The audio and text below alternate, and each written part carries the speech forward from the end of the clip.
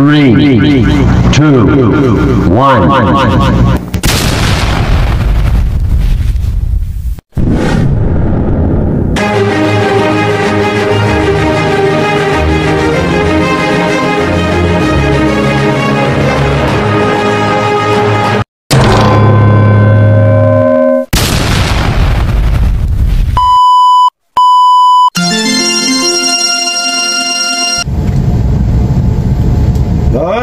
Good morning po mga kabiyahero. Nagkabiyahe po ulit tayo ngayon. Transfer out po tayo. So, ang ibig pong sabihin ng transfer out, tayo po'y kukuha ng pasahero sa isang lugar o sa isang hotel at dadalahin po natin doon sa airport.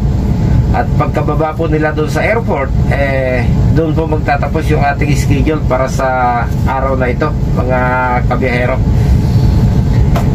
Sa mga dispatch po, mayroon po tayong makikita diyang transfer in. Ang transfer in po, yan naman po yung ating mga pasahero na atin pong kukunin doon sa airport at ihahatid naman po natin sa isang lugar, sa hotel man po yan o sa isang bahay. Mayroon pa din pong isang tinatawag na family service. Sa aming kumpanya po, kapag nakalagay po sa dispatch ay family service, ang ibig po sabihin yan ay talagang transfer out na walang balikan. Living po ang ibig sabihin yan, mga kabiyahero. Magsiservice po tayo sa living kapag family service po yung ating nabasa sa ating dispatch. Okay. Ang pagkakaiba po natin, kahit driver po tayo, kapag isang formal na tour po yung ating siniservisyuhan, ang mga chopper po ng tourist bus ay hindi po tinatawag na manong driver. Pinaliliwanag po yan ng kanilang mga tourist guide na dapat i-address po sa mga tourist bus driver ay coach captain. So yun lang po siguro yung tanging naiiba sa amin. Pero pare-pareho po yan. Nagmamaniho ka ng jeep, nagmamaniho ka ng taxi, family driver ka, chopper pa rin po yan. Sa amin lang po naiiba siguro dahil yun po yung gustong ipatawag sa amin ng mga tourist guide, coach captain. Bino, alis na po tayo. Ang reporting po natin ay alas 9 at titingnan po natin kung makukuha natin yung oras. Mag-aalas 7 na po ng umaga sa ngayon, mga kabiyahero. Papatawid na po tayo ngayon ng Lacson Avenue, mga kabiyahero. Kukunin po natin itong patungo ng Quiapo. Didiretso po tayo ng Quezon Bridge. Diretso po tayo ng tapat ng Intramuros at Manila City Hall. At pagkatapos po kakaliwa tayo doon sa Rojas Boulevard. Halos 2 oras po yung inilaan nating allocated time mula doon sa Quezon City hanggang doon po sa Pedro Hill. Medyo malapit lang po yan, pero dahil ito po ay isang transfer out trip, ay hindi na hubaling tayo yung mapaaga. Dahil kapag na-delayed po tayo at naiwan po yan ng eroplano, ay napakalaki pong problema sa panig namin at sa panig po ng aming kumpanya. Lalo't 2 bus po kami. So ibig sabihin po, mahigit 80 katao po yung maiiwan ng eroplano pag tayo po yung nagmintes at kinapos po tayo sa oras. Yan po yung malaking responsibilidad ng isang tourist bus driver. Kung kaya't maging sa trip ticket po namin ay may advance po na 1 oras na palugit para nakakasiguro pong hindi ma-delay yung biyahe, mga kabiyahero.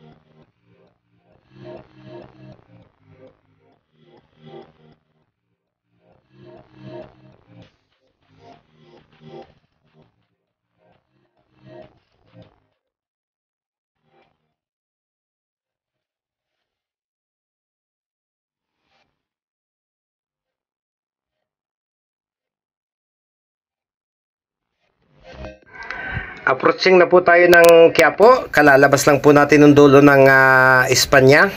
At yan pong nasa kaliwa, yan po yung Far Eastern University. At yung pong malaking building sa kanan na ating natatanaw, yan po yung Isitan Department Store. At kasalukuyan na po tayong papailalim dito sa underpass ng Quiapo at CM Recto. Yung pong CM Recto sa ibabaw, yan po yung patungo ng Divisoria sa gawing kanan po, mga kabiyahero. At ito, papalabas na po tayo ng underpass. Malapit na po tayo sa Quiapo Church.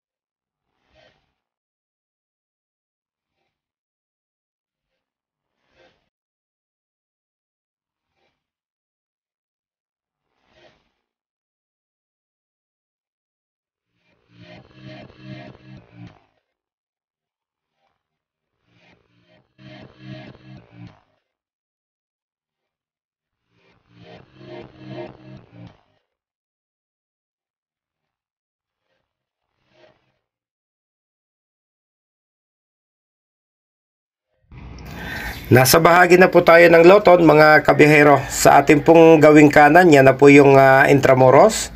At sa gawing kaliwa po, yung Manila City Hall Building.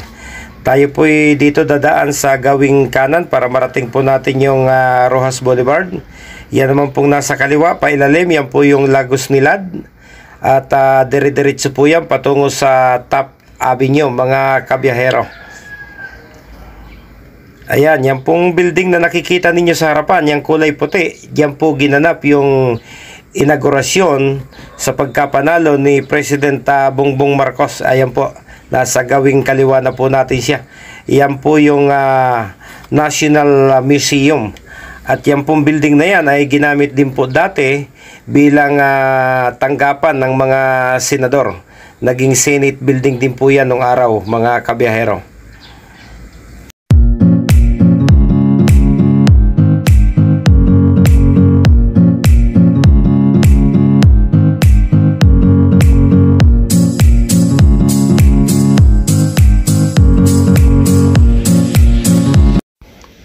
Ito na po yung Rojas Boulevard. Kakaliwa na po tayo rito, mga kabiyahero. Hindi lang po nakuna ng camera. Yan pong ating nasa gawing kanan sa likod ng traffic light. Yan po yung Manila Hotel. Isa po sa pinakamahal na hotel dito sa Pilipinas, mga kabiyahero. At pagkakaliwa po natin, ito po ng ating nasa gawing kanan ay yan na po yung Quirino Grandstand. At sa harap po nito sa ating gawing kaliwa ay yan po yung Luneta Park. Ayan, nakikita po natin yung sinasabing pinakamahal na flagpole sa Pilipinas na umabot po yata ng halos kung ilang milyon mga kabiyahero. At bilang karagdagang impormasyon po, mula po dyan sa flagpole na yan, kapag kayo po ay tumawid, ay dyan po ninyo makikita yung pinagmulan ng lahat ng kilometer post ng Pilipinas. Yan po ang kilometro 0. Dito po yung nag-uumpisa mga kabiyahero.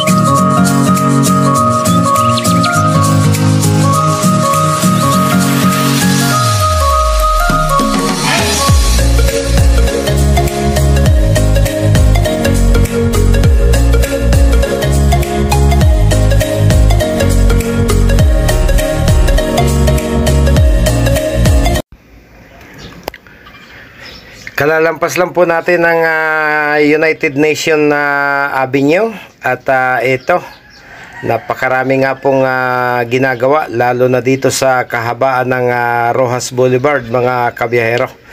Ito pong ating nasa gawing kanan, yan na po yung US Embassy. At mabuti na lamang Saturday po ngayon at hindi pa po gaanong maraming sasakyan sa lansangan.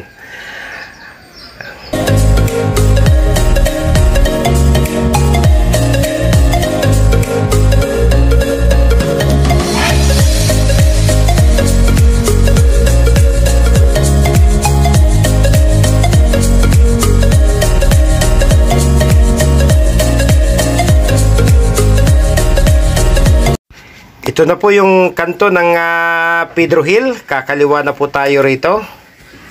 Ayan. At sa di kalayuan po, madadaanan po natin dyan yung MH del Pilar, Mabini, Adriatico. Ang kasunod po niyan ay yung George Bacoboy Street. At pakalipas po ng isang building, yun na po yung ating pupuntahan. Yung Eurotel dito sa Pedro Hill mga kabiyahero.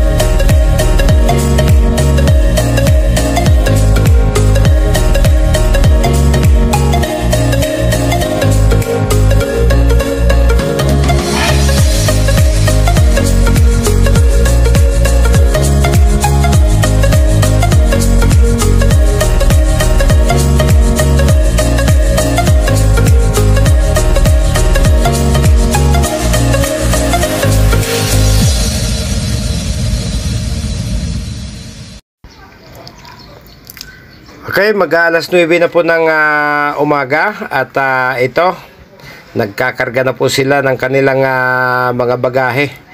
Medyo malalaki po. Ilang araw din po kasi yung kanilang inilagi sa Nueva Ecija. Maliban pa po yung kanilang paglalagi dito sa Metro Manila. Ang pagkakaalam ko po, mga taga Zamboanga sila, mga kabiyahero. Ayan, halos punong-puno na po itong right side mga kabiyahero at may mga dumarating pa po. Kaya't obligado pong magkarga pa tayo doon sa kaliwang estribo nitong ating bus mga kabiyahero. Okay, nandito na pong lahat at tayo po'y aalis na. Kukunin po natin ulit itong Pedro Hill dahil ito po ay one way. At tayo po'y kakanan dito sa Rizal Avenue mga kabiyahero. Pagkatapos tayo po'y muling kakanan doon sa Quirino Avenue para marating po ulit natin yung Rojas Boulevard. At doon po tayo kakaliwa patungo doon sa airport.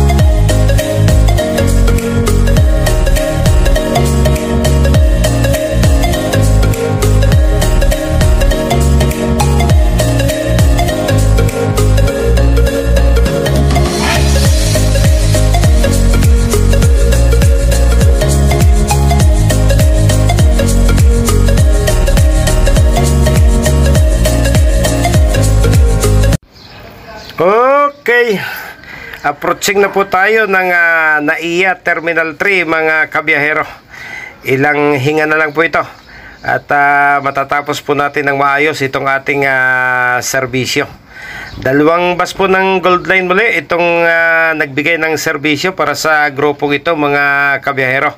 At tayo po'y kakanan dito sa papaakyat dahil yan po yung departure area nila mga kabiyahero.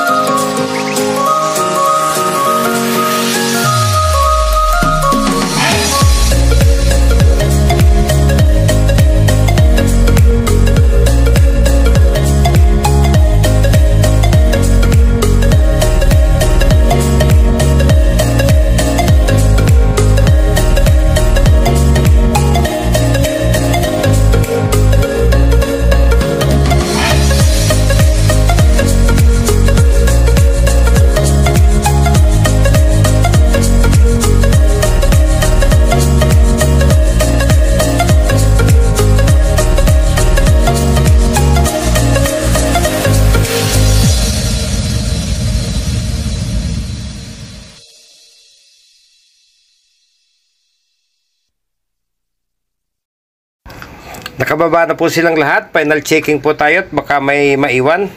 So far okay naman po. Ayan, nakakuha na po sila ng mga trolley.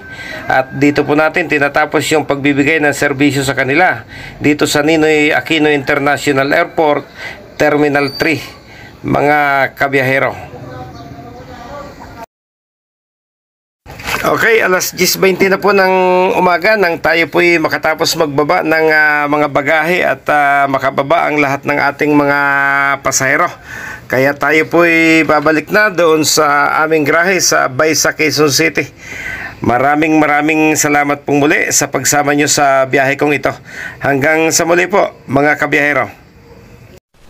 Magdadrive ako hanggang Baguio. Magdadrive ako hanggang Bicol. Magdadrive ako hanggang Batangas. Tapos magsuswimming doon sa beach. Isasama ko ang girlfriend ko. Isasama ko kahit sinong may gusto. Kahit may kasama siyang aso. Basta't meron siyang baong sariling buto. Magdadala ako ng pang food trip. Burger, fries, tapsilog at siopaw. Magdadrive ako hanggang Visayas. Magdadrive ako hanggang sa Mindanao. Magdadrive ako